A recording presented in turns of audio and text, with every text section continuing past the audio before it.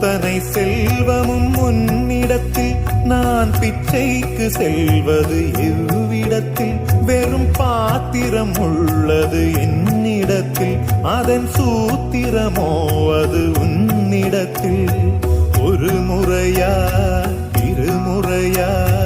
பலமுறை பல பிறப்பெடுக்க வைத்தாய் புதுவினையா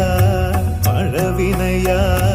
கணம் கணம் தினம் என்னை துடிக்க வைத்தாய் பொருளுக்கு அலைந்திடும் பொருளற்ற வாழ்க்கையும் துரத்துதே உன் அருள் அருள் அருள் என்று அலைகின்ற மனம் இன்று பிதற்றுதே அருள் விழியால் நோக்குவாய்